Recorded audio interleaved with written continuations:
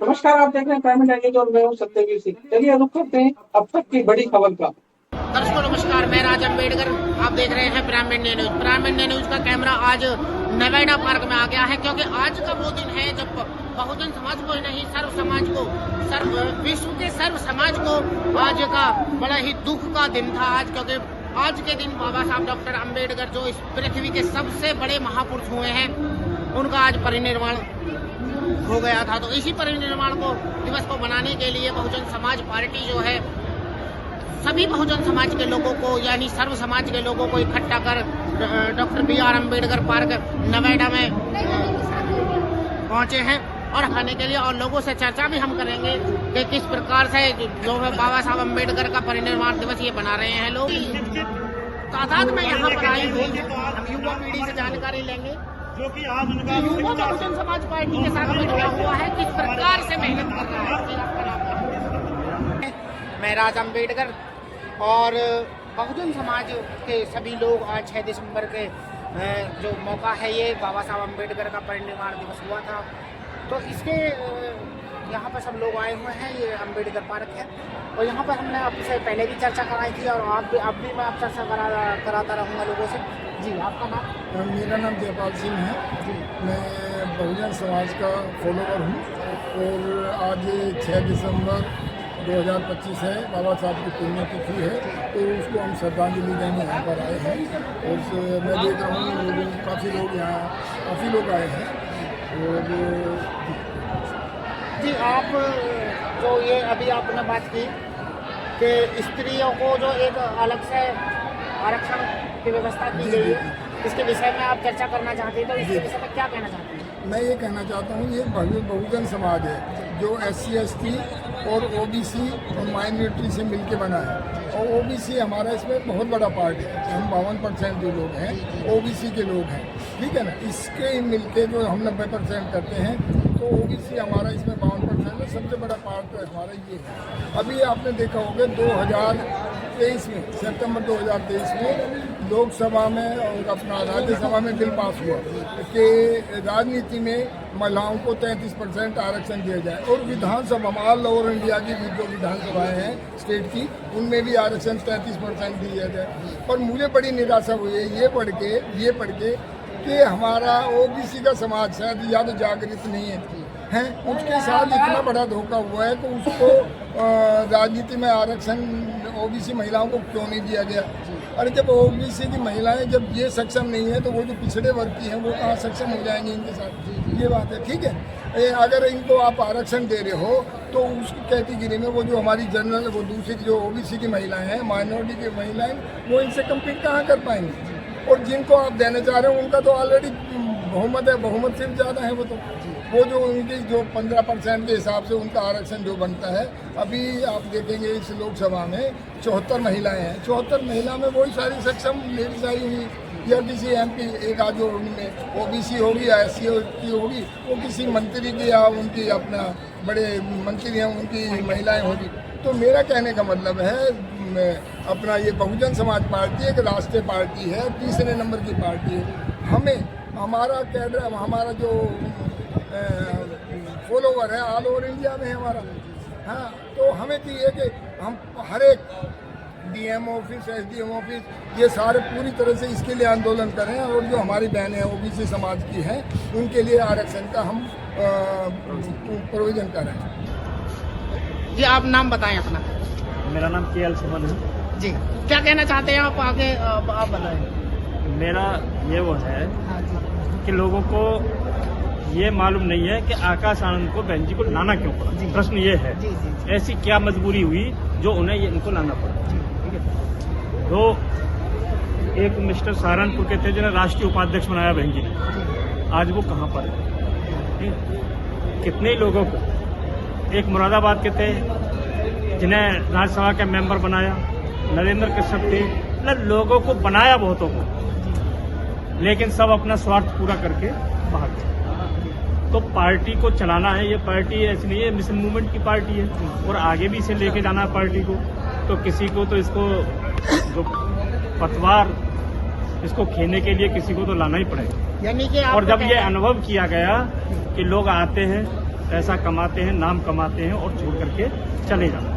ठीक है, जिसके कारण ऐसा नहीं है कि बहन जी ने परखा नहीं है, लोगों को परखा भी है और परखने के बाद ही आकाश आनंद को लाना मजबूरी। और उनके साथ भी ऐसा नहीं है कि बहन जी ने एकदम से उन्हें पकड़ा और बैठा दिया, बैठ जा सिंहासन पे। उनको भी अंदर बाहर किया गया है कि जब लाइन से भटकेंगे तो आपके लिए भी वही है जो और यानी भरोसा जताया सब पे, ज्यादातर लोगों ने धोखा दिया। जी बहुत बहुत धन्यवाद और बहुत अच्छे से क्या नाम है समझाया है, क्योंकि बहुजन समाज पार्टी को ऐसे ही लोगों की जरूरत है, समझदार लोगों की जरूरत है। क्योंकि अभी आपने देखा कि हमारी भिड़ंत भी काफी हुई है, क्योंकि भिड़ंत भी होने का एक विषय कारण था, क्योंकि समझदारी की कमी। अगर समझदारी बढ़ेगी तो बहुजन समाज का जो मिशन मूवमेंट है वो भी बढ़ेगा। और अभी जिनसे बात हुई है मेरी, मैं आपका नाम पूछना चाहता हूँ। मेरा नाम KL सुमन है जी, आप टीचर? हाँ, मैं पेशे से टीचर रहा हूँ, रिटायर्ड हूँ। आपकी बातों से लगता है। मैं एक और उदाहरण आपको दे दूं। जी, जी। एक शासक था पिनोसे, चिली का। उसने 30 साल तक लगातार शासन किया और किस तरीके से किया, जैसे भारत में हो रहा है, बिल्कुल इसी तरीके से सभी को कैप्चर करके ये शासन किया गया। अब ये एक अलग बात है कि लोग बहन जी के ऊपर तोहमत लगा देते हैं कि वो परिवार से ले आई, उससे ले आई। ऐसा कोई भी राजनीतिक परिवार नहीं है भारत में कि जिसके परिवारीगण राजनीति में ना हो। ठीक है, सभी के हैं। और जैसे हम सपा कह देते हैं, उसका तो खेल ही अलग है। उसके आधे रिश्तेदार बीजेपी में है और आधे सपा और पद पे हैं। आपसे एक छोटा सा सवाल है, आप समझदार व्यक्ति हैं और हमें लगता है कि आप इसका सही जवाब देंगे। क्या जो व्यवस्था आपने बताई है पैसे के बल पे, क्या इसका कोई तोड़ है? देखिए, इसका तोड़ केवल एक ही है और वो काशीराम जी ने बहुत पहले ही बता दिया कि समाज को न बिकने वाला बनना है। नेता बिक जाने दो, नेता और पैदा हो जाएंगे, लेकिन समाज बिकना जिस दिन छोड़ देगा उस दिन इसका तोड़ केवल यही है। और अच्छा, समाज बिकना भी तो गरीबी हालत में है समाज, इसकी हालत तो ज़्यादा। चलिए, हम दिल्ली के 200 किलोमीटर के दायरे में रहते हैं तो यहाँ अच्छा लगता है, लेकिन 200 किलोमीटर से आगे जाते हैं तो लोगों के पास न रोजगार है, न शिक्षा है, न उनकी आर्थिक स्थिति सही है। तो ये सारी चीज़ें हैं। यानी छोटी छोटी मदद करने के बाद में लोग बड़ा बड़ा क्या नाम भरोसा जीत लेते हैं। हाँ। और इस तरीके से व्यवस्था कर रही है। बहुत अच्छी तरीके से बताया है और ये तोड़ भी है, क्योंकि बहुजन समाज पार्टी को बढ़ने के लिए जिस प्रकार से व्यवस्थाओं की जरूरत है, जिस प्रकार से तन मन धन की जरूरत है, वो एक सच्चे और अच्छे कार्यकर्ता से ही मिल सकती है। मैं आपको दिखाता रहूंगा और आपको आगे भी लोगों से चर्चा कराता रहूंगा। आज लोगों को मान सम्मान देने का अधिकार दिलाया। उसी मान सम्मान को हमारे लोग बढ़ाने का काम कर रहे हैं। बाबा साहब के विचारों के लड़ चुके हैं। मैं आपसे बाबा साहब के बाद इस कार्य को मानकर काशीराम साहब ने चलाया था। साहब ने हम जैसे लोगों को शासन MP MLA बनाने का हक दिलवाया था। हमारी 4 बार उत्तर प्रदेश में सरकार भी बनी और परम आदरणीय बहन कुमारी मायावती जी की 4 बार सरकार ने बाबा साहब या माननीय काशीराम साहब, ज्योतिबा फूले, साहू करिए सभी महापुरुषों का नाम हो और इनके सपनों को साकार करने में माननीय बहन जी ने कोई कसर नहीं। आप लोग कह रहे थे कि हमारा वोट बैंक पूरा एक गुट रहता है, वो जीत और हार क्या होती है वो ठीक हम समीक्षा करेंगे। बिहार में भी जो चुनाव हुए थे हमारे, मैं बिहार में गया था चुनाव में। रामगढ़ विधानसभा है जहाँ सतीश यादव जी थे, जब वहाँ 4 दिन रहा था। रामगढ़ से माननीय सतीश यादव जी को 2800 वोटों से जिता दिया था। 8 बार की काउंटिंग हुई।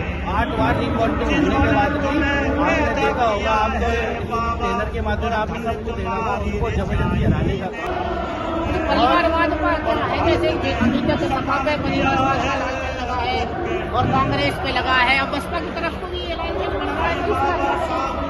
विवादवाद सपा ने देखो 8 MP बनाए। एनडी ने एक भी अपने परिवार को टिकट दी हो तो बताओ। कांग्रेस ने अपने परिवार के लोगों को विधायक MP तक पहुंचाया, बहन जी ने एक भी टिकट दी। माननीय आकाश आनंद को बहन जी ने संयोजक बना दिया है पार्टी का। और काम का हमें दर्द क्यों होगा? हम तो बात कर रहे हैं समाज की। तो आप ही लोग कहते हो, आप ही लोगों के बीच में कहते हैं कि भाई इसमें परिवारवाद आ चुका है और घमंडवाद आ चुका है, पैसावाद आ चुका है। तो आप ही का कहना है, हमारा क्या है? जो आज बहुजन समाज पार्टी के वजह से आपके समझ प्रधान मौर्य जी हो, बाबू सिंह गुप्ता हो, नसरुद्दीन सिद्दीकी हो, सभी लोगों को उच्च पदों पर पहुंचाकर भरोसा जताते हुए पार्टी का बहुत बड़ा इनको जिम्मेदारी दी। लेकिन पार्टी आज माननीय आकाश आनंद जी के अंदर जो क्षमता है, तो बहन जी ने उनको भरोसा, उनको संयोजक पार्टी का बनाया। और 2027 में चुनाव होगा। आप 2027 में चुनाव देखना, 2007 में आरपीएफ कई फाइट में नहीं है, लेकिन बहुजन समाज पार्टी 207 सीट मिलाकर अपने दम पर सरकार बना के दिखाई थी। लेकिन अभी जो चुनाव हुआ था वर्तमान में 2024 का, एक बोल दे कि संविधान बचाएंगे, एक ने बोल दे कि संविधान को खत्म कर देंगे। लेकिन दोनों सपा और बीजेपी की अंजुरी मिली भगत से इस उत्तर प्रदेश के अंदर लोगों को दलितों को हमारे लोगों को सीधा करने का किया। लेकिन इस बार हमारे समाज के लोग गुमराह नहीं हुए।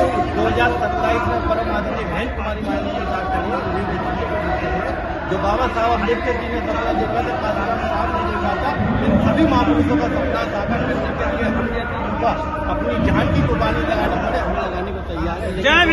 27 में हम सरकार बना के देंगे। बहुत अच्छी बात है। यही ताकत बहुजन समाज पार्टी के जो युवाओं की ताकत है, यही पार्टी को आज तक भी जिंदा रखे हुए है। और दर्शकों, आप देखते रहे, मैं आगे भी लोगों से